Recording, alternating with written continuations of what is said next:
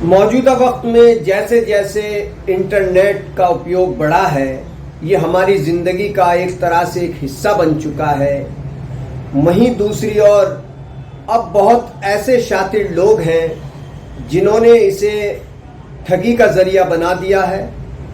अक्सर अब ऐसे मामले सामने आ रहे हैं जिनसे ये पता चलता है कि इंटरनेट पर, सोशल मीडिया पर साइबर फ्रॉड के मामले लगातार बढ़ रहे हैं। जो लोग साइबर फ्रॉड करते हैं, लोगों को साइबर ठगी का शिकार बनाते हैं, वो 3 तरीके इस्तेमाल करते हैं।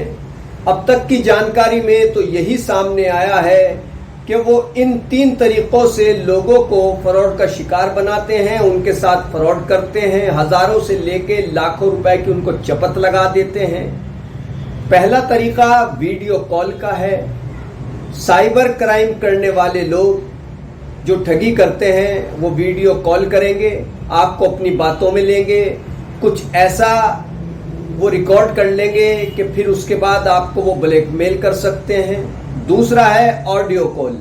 ऑडियो कॉल के माध्यम से वो आपका कोई परिचित बनकर या किसी और तरीके से आपको ऑडियो कॉल करेंगे, आपसे बात करेंगे, आपसे कहेंगे कि आपकी लॉटरी निकल गई है, कभी कहेंगे कि आपका विदेश से कुछ सामान आया है, वो एयरपोर्ट पर फंस गया है, उसको निकालने के लिए इतने हजार रुपए चाहिए, माल लाखों रुपए का है।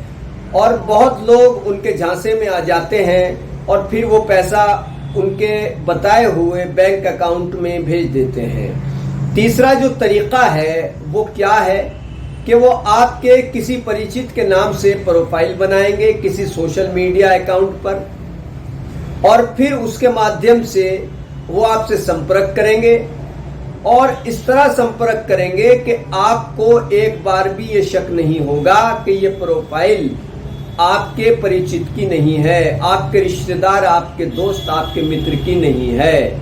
आप उसकी बातों में आ जाएंगे और वो कुछ बातें करने के बाद उस प्रोफाइल के माध्यम से कि जो उसने आपके किसी रिश्तेदार, किसी जान पहचान, किसी दोस्त के नाम पर बनाई है, उसके जरिए से फिर वो आपसे पैसे मांगेगा, अपनी मजबूरी बताएगा और आप उसकी मजबूरी सुनकर के उसके झांसे में आ जाएंगे और फिर उसके बताए हुए बैंक अकाउंट में अपनी तरफ से पैसे भेज देंगे। ऐसे एक नहीं बल्कि बहुत मामले सामने आ चुके हैं और ये मामले किसी एक जगह सामने नहीं आए बल्कि अलग अलग हिस्सों में, अलग अलग जगहों पर लोगों को ठगी का शिकार बनाया गया।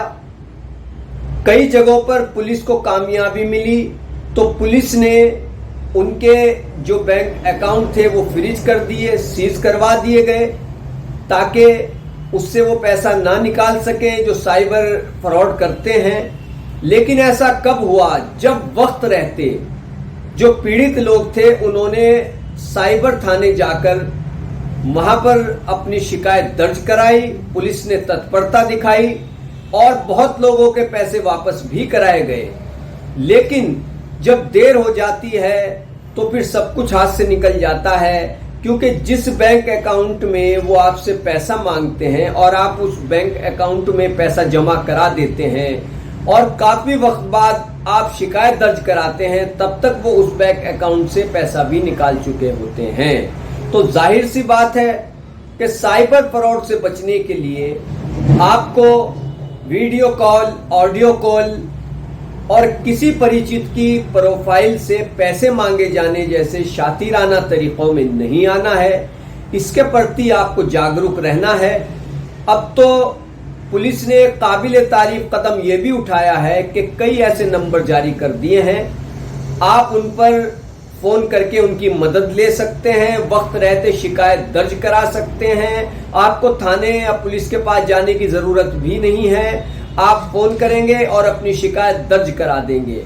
तो ऐसे में ये जागरूकता बेहद जरूरी है कि आप सोशल मीडिया पर सिर्फ इसी में मत रहिए कि आप वीडियो बना रहे हैं, लाइक कर रहे हैं, कमेंट कर रहे हैं, मगर ध्यान रखिए कि दूसरी ओर ऐसे लोग भी बैठे हुए हैं कि जो आप पर लगातार निगाह बनाए रखते हैं और किस तरीके से आपसे पैसा निकाला जाए, वो वही तरीका इख्तियार करते हैं जिससे आप उनके प्रलोभन में आ जाएं, उनकी बातों में, उनके लालच में आ जाएं। वो आपको सुनहरे ख्वाब दिखाते हैं। कई जगह ऐसा भी हुआ है कि घर बैठे पैसे कमाएं।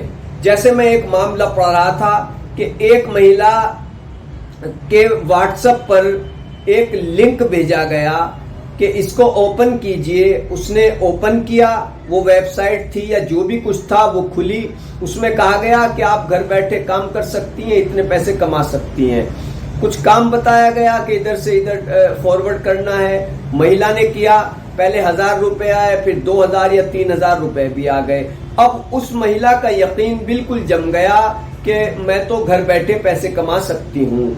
बाद में उस महिला से कहा गया कि आप जितने पैसे लगाएंगी उससे कई गुना कमाएंगी। और ऐसे कर करके उस महिला से 1 लाख या 2 लाख रुपए ले लिए गए।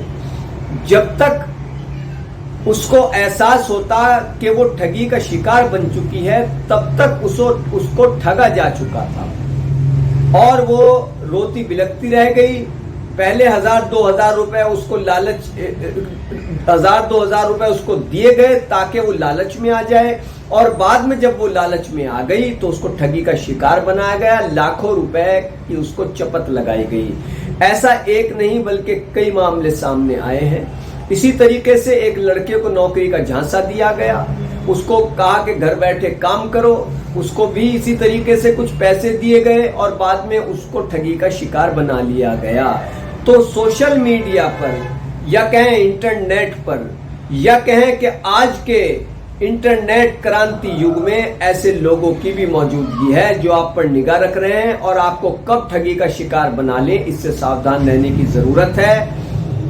कोई भी आपको फोन करके कहे कि आप ओटीपी बताइए, आपका इनाम निकला है, आपको अपनी बातों में ले, तो उससे होशियार रहने की जरूरत है, क्योंकि आपकी जरा सी लापरवाही आपकी जेब पर भारी पड़ सकती है। और कई बार ऐसी वीडियो कॉल आती है कि आप बात करेंगे तो सामने कोई महिला आपसे बात करेगी, वो आपसे बहुत ही रोमांटिक बातें करेगी और फिर आपको अपनी बातों में लेगी, और बातों में लेने के बाद कुछ ऐसा भी रिकॉर्ड कर लेगी कि जिसके सहारे वो आपको ब्लैकमेल कर सके। तो अगर आपके साथ ऐसा कुछ होता है तो आप बगैर हिचक किए, बगैर हिचके हुए पुलिस के पास जाइए, अपनी बात बताइए कि आपसे ये गलती हो चुकी है, आपको ठगी का शिकार बनाया जा रहा है या बनाया जा चुका है। तो पुलिस जरूर आपकी मदद करेगी, क्योंकि पुलिस की ओर से भी लगातार जनता को इस बारे में जागरूक किया जा रहा है कि साइबर फ्रॉड के जो मामले हैं इनसे कैसे बचा जाए। तो कीजिए हमारे चैनल को सब्सक्राइब, वीडियो को लाइक कीजिए। धन्यवाद।